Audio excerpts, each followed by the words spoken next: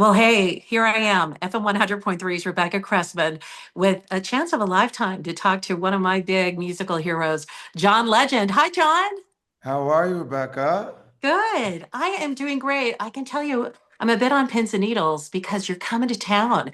You're going to be here at the Maverik Center tomorrow night. I'll be there tomorrow night. I'm looking forward to coming back to Salt Lake. It's going to be a fun night. Yeah, let's talk a little bit about it because the whole idea of the tour, the Get Lifted tour, is to celebrate and honor that debut of that album you released 20 years ago. Yes, And so, are you going to take us on a journey through the show? absolutely. I'm going to take you on a journey. So we're going to play the entire album. Hmm. We also play some other songs from throughout my career. We play some songs that inspired me, and we salute some artists who inspired me in my journey, especially early on when I was making Get Lifted. And it's truly a celebration of my whole career, and especially focused on Get Lifted, my debut album. If I think back and I look at your career, Tony Award, Academy Award, Mhm. 13 Grammy Awards. I'm missing them. MTV Awards, Billboard Music Awards. There's just every award that can be out there. John Legend, you've obtained, and it's from your soulful writing, your beautiful voice. And so it's really a pleasure for all of us to have you in town and have a chance to hear from you. When you talk about some of the musicians that shaped you, are you going to play some of the songs that they performed, and who are they? Can you give us a little Well, hint? I talk a bit Mhm. about living in Philadelphia during a really important time. So I grew up in Ohio, but I went to college in Philadelphia. And when I was there, it was an important time for music. There was a lot of great soul music coming out of Philadelphia, a lot of great hip hop coming out. The Roots were foundational to that music scene there. And I happened to be there at a time when there was a lot of great music being made there. So it was really inspiring being there. And so I do a little salute to that era and that time and that place being in Philadelphia. Weren't you a backup singer way before to like Lauryn Hill and Alicia Keys and Well, I sang backup on Alicia okay. Keys' album, Yeah. on You Don't Know My Name. I played piano on Okay. Everything Is Everything on Lauryn Hill's album. And I just found my way into different sessions. A lot of it was when I was working with Kanye, signed to his production company, and he would be producing other artists, and I would come in and work with the artists he was working with. But I always knew that I wanted to be a solo artist, and I was always making my own music at the same time. But in the meantime, I took whatever opportunities came my way when it came to collaborating with other people. No, as FM 100.3 plays a lot of different music, some R&B, a little bit of soul, some Mhm. pop, some classic. And so we play a lot of your songs. The biggest for our audience has been All of Me, Yes. such an incredible love song. Thank, And thank you. yeah, talk to us about that. Hmm. Well, of course, we'll sing All of Me tomorrow too, even though it's a Get Lifted focused Hmm. tour. That song, I wrote it when I was engaged to Chrissy. We got married a little over 12 years ago. And when we were engaged, I wrote that song uh, honoring our relationship and celebrating our relationship. And it's been just a magical thing to see how important that song has been for our family, but also for so many other couples and other families out there.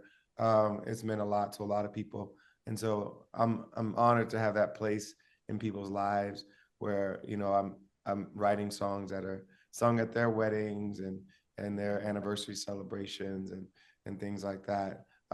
It's a true honor to be in that place in people's lives. I wouldn't be a good radio partner to my teammates if I didn't ask whether Chrissy's recipes were as good as they looked. So they wanted me to ask you that. Like, is her food as amazing as it looks, John? Oh, it's even better. Okay. And Chrissy was born in Utah. She was born in Delta, Utah. Yeah. Wow, I didn't know that. That's Yeah. about an hour and a half south of us. Yes. So we need a little like a marker there. Here. Yeah. Chrissy was here. If you come and sing in Delta, I'm sure we'll have a big crowd there to celebrate that as well. You brought up Kanye West because you were the first to sign with his new Yeah, record company. I Mhm. was signed to Good Music, and he really was part of my origin story as an artist. I was working with him. He was working on his demo, which eventually became The College Dropout. I was working on mine, which eventually became Get Lifted. He signed me to Good Music. He championed my career early on. So he really had a lot of influence on those early days, especially. Yeah, which is phenomenal to think about that. I wanted to ask you too, John. When I've read some of the reviews of people who've attended your concerts, Yeah. they talk about how somehow you balance the sense of intimacy, where you're sitting at the piano and everything hushes for a moment, and we're all just vibing with you, and then other moments where everybody's involved. And so, is that kind of the tone of Get Lifted? Well, if you look at the Mhm. structure of Get Lifted, there's up tempos, there's songs that are big and have, full arrangements, and then there's Ordinary People and Stay With You that are more stripped down. And I think my career has really been defined by that, even though I'm mostly known for my ballads. I've always had quite a dynamic range on Mhm. the albums, and Get Lifted was no exception. And then the show, is no exception. It's got the full range of emotion and dynamics. We rock out, we go big sometimes, and then we strip it down and make it intimate as well. And I do a little storytelling as well in the show where I allow people to get a little more behind the scenes Mhm. understanding of how the album was made and some of the events that led up to me releasing the album.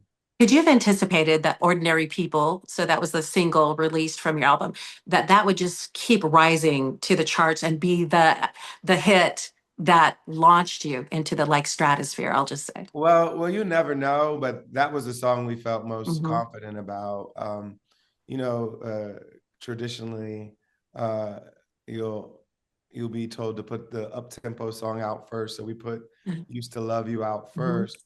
But "Ordinary People" was the one that really connected um, in a really special way. People felt like it spoke to their own relationships, their own stories. It helped them get through tough times in their relationships. And it sounded so different from everything else that was on the radio. It was so stripped down, so bare, so Hmm. raw and honest.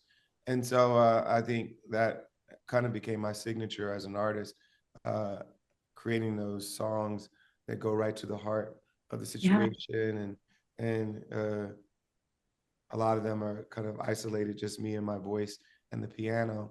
And so, yeah, that song broke through and kind of helped lay the blueprint for the kinds of songs that that have broken through throughout my career. Music has that power. And I don't have to tell you because you're a creator. But as someone who works in music radio, one thing we know is it has its own language.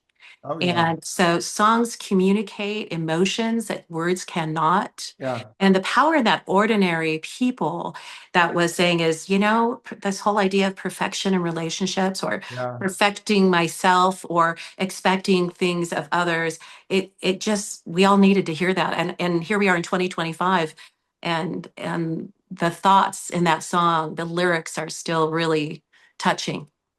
Well, when I was writing it, my parents were going through their second divorce from each other.